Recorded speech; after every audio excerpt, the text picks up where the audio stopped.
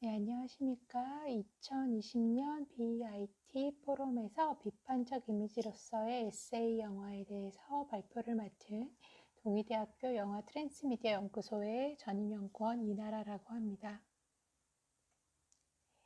네, 저는 먼저 하룬 바루키의 영화 세계에서 전쟁의 위치에 대해서 말씀을 드리고요. 이어서 생각에 잠긴 이미지로서 전쟁 비판을 수행하는 바루키 영화의 에세이 영화로서의 성격에 대해서 이야기해 보려고 합니다. 자, 하룬 바루키 감독은 전쟁의 역사와 기술의 역사 그리고 메커니즘을 살피면서 전쟁과 기술 산업이 맺고 있는 관계를 계속해서 분석해 왔던 영화 감독입니다. 감옥의 작동 방식과 공장의 작동 방식을 비교하기도 했고, 폭호적인 주제라고 할 수 있는 시선과 권력의 관계, 기술과 신체의 관계, 이미지 산업의 작동 방식을 분석하는 도구로서 영화와 미디어를 사용해 왔습니다. 파루키는 촬영, 영상, 책, 기록, 사진 등 다양한 자료들을 사용하여서 영화를 만들어 왔고요.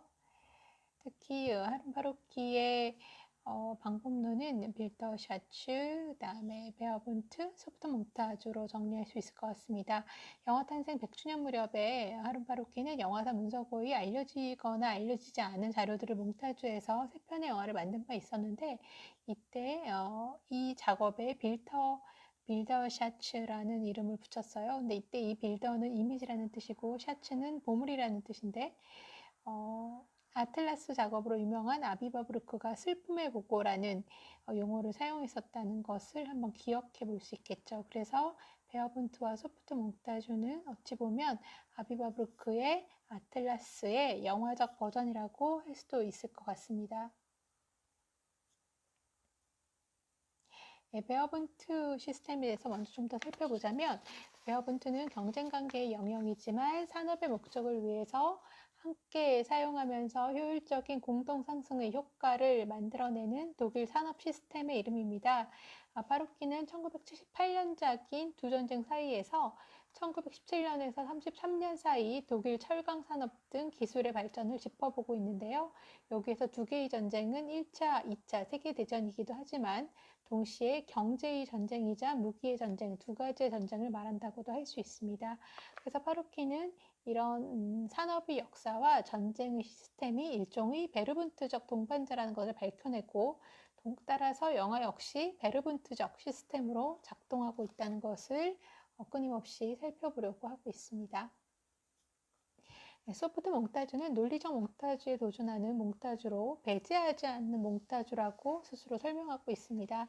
이것은 이미지와 사운드 혹은 이미지와 이미지, 사운드와 사운드들의 반복되고 치환되며 서로 겹쳐지면서 새로운 배열을 창조하는 이미지를 뜻합니다. 1988년에 만든 대표작인 세계의 이미지와 전쟁의 각인이라는 영화에서 다음과 같은 이미지들을 선보이고 있는데요. 마이덴 바우어의 사진 총량술에 대한 이미지, 항공 비행기의 폭탄 투하 시스템, 2차 세계대전 당시 유대인 수용소에 대한 항공 사진, 혹은 생존자가 그린, 그러니까 아우슈비츠의 생존자가 그린 수용소 그림이나 기록들, 혹은 알제리 전쟁 당시에 프랑스 사진사가 찍은 사진, 혹은 광고 촬영, 혹은 범죄 몽타주 사진, 혹은 성격 등등등 성격이 같지 않은 아주 다양한 이미지들이 이 영화에는 등장하고 있습니다. 그래서 이런 것들을, 이 다양한 것들을 출연의 맥락에 대해서 약간의 설명을 덧붙이기도 하고, 때로는 거의 정확한 설명 없이 반복적으로 등장하고 있는데요. 이 이미지들의 짜임에 대해서 좀 더 이야기를 해보도록 하죠. 그래서 이 파루키가 앞서 말씀드린 것처럼 베르bun트 시스템과 소프트 몽타주의 방법을 사용해서 아마도 다음과 같은 주제를 제안했다고 우리는 가정할 수 있을 것 같습니다. 메이덴 바우어는 사진 총량수를 발명을 했는데, 그 사람의 일화는 이제 전투기에 장착된 사진기의 작동으로 이어지고 파괴와 폭력에 기여하는 계몽과 시각 이미지의 이중성 내지는 도구적 사용을 비판하고 있는 것으로 보입니다. 그래서 파루키가 영화 속에서 이야기하고 있는 것처럼 사진은 보존하면서도 파괴하는 장치라는 것을 강조하고 있는 것으로 보입니다.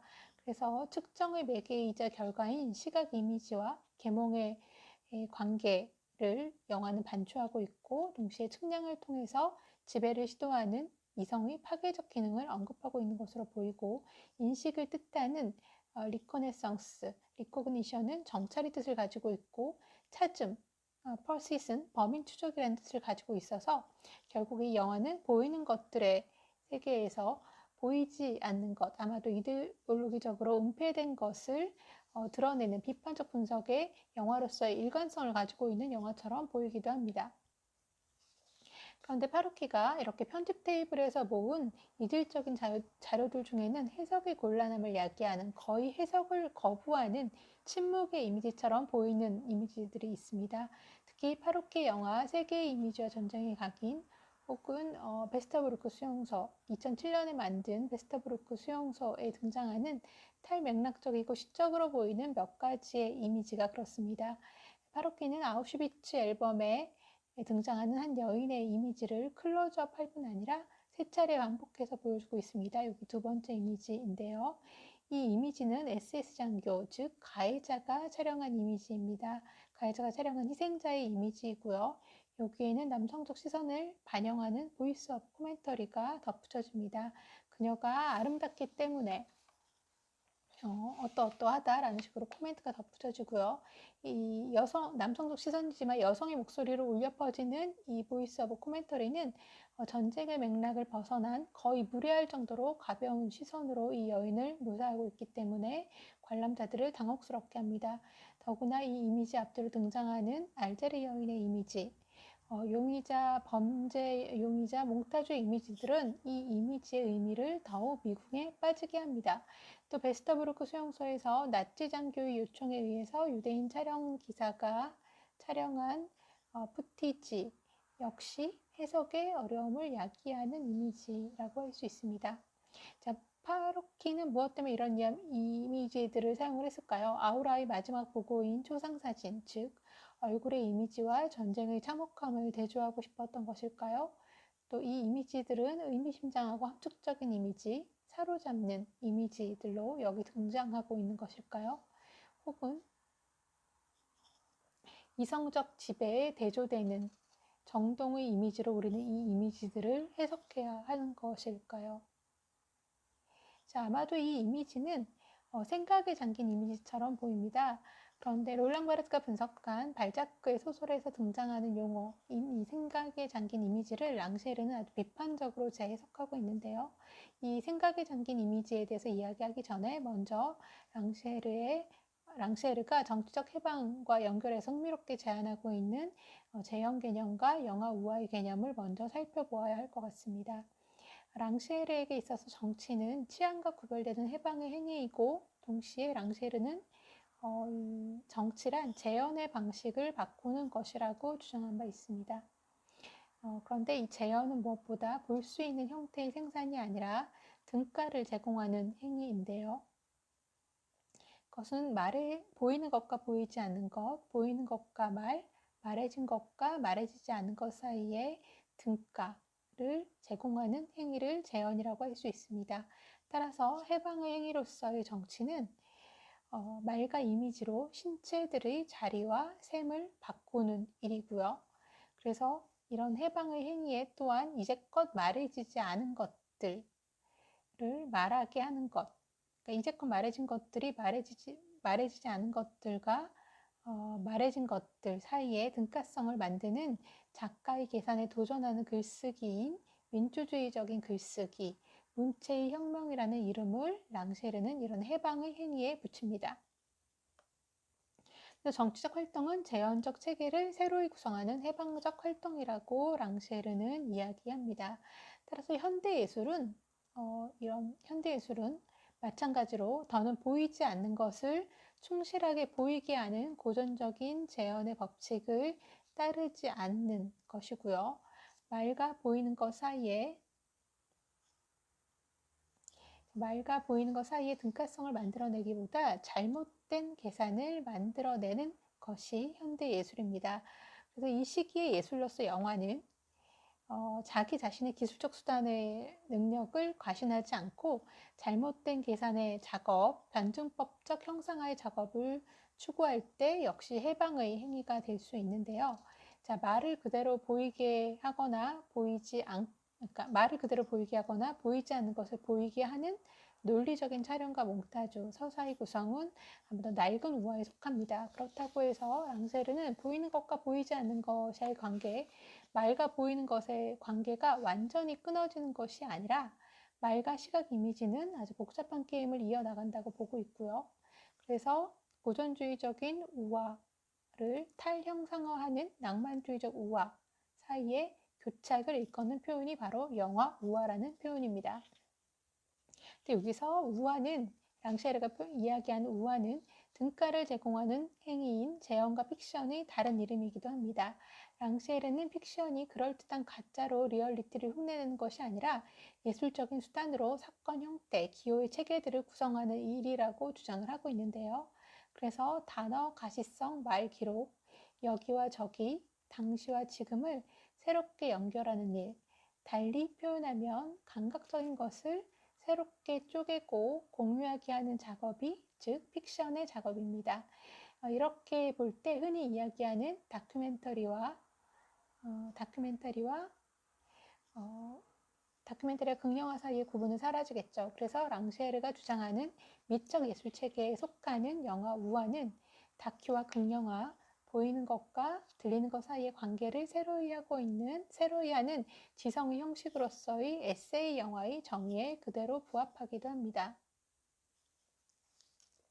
다시 생각에 담긴 이미지라는 표현으로 돌아가서 파로키 영화에서 우리가 목격한 조금 전에 보았던 얼굴 이미지는 침묵하는 이미지, 시적 이미지, 순수 기억의 이미지, 롤랑 바르트가 풀코툼이라고 불렀던 사진의 경험 혹은 실드 린더버그가 되돌아오는 이미지, 역사적 맥락을 초월하여 되돌아오는 이미지라고 불렀던 것인가? 라고 질문해 볼 수 있습니다. 이런 풀코툼이나 되돌아오는 이미지 등은 희생자의 이미지가 일종의 존재론적인 고유성을 운반하고 있다는 것을 전제하는 개념으로 이런 영원히 다가설 수 없는 절대적 타자성의 이미지로서 절대적 거리와 신비를 가지고 우리의 해석에 저항하는 침묵의 이미지라고 주장되는 것입니다. 랑쉐르는 조금 다르게 이야기를 하고 있는데요. 생각에 잠긴 이미지는 비규정성 그 자체가 아니라 그 침묵에 대한 침묵으로서 저항하는 이미지 그 자체가 아니라 비규정성 사이의 매듭과 같은 것으로 규정하고 싶어 합니다. 즉 절대적인 타자성의 이미지가 아니라 여러 형식들 사이에서 피사체와 관람 주체와 작가 사이에서 순환하고 교환되는 이미지로 이 이미지를 규정하고 싶어 합니다. 과거와 현재, 의도와 의도되지 않은 것, 알려진 것과 알려지지 않은 것, 표현된 것과 표현되지 않은 것 사이에 순환을 촉진하는 이미지가 바로 생각에 잠긴 이미지라는 것이죠. 그래서 현대 예술은 명확하게 해명되지 않은 이미지를 제시하지만 이 이미지들은 절대적으로 알 수 없는 이미지, 침묵하는 이미지가 아니라 사실은 여러 가지 재현 방식, 교착 상태인 두 가지 이상의 보는 방식이 만들어내는 것이고 효과를 알 수 없는 이미지로서 능동적이고 적극적인 관객을 요청하는 이미지라고 랑쉐르는 해석하고 있습니다.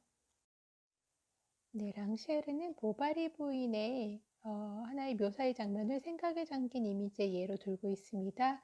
엠마 양산에 떨어지는 물방울, 잎 위의 곤충, 빗속의 물방울, 마차의 먼지 구름 같은 것들은 하나의 구름들인데 이것들은 연애를 꾸미거나 감정을 번역하지 않는 그림들이고 소설의 서사의 연쇄 사이에 개입하는 일종의 회화라는 것이죠.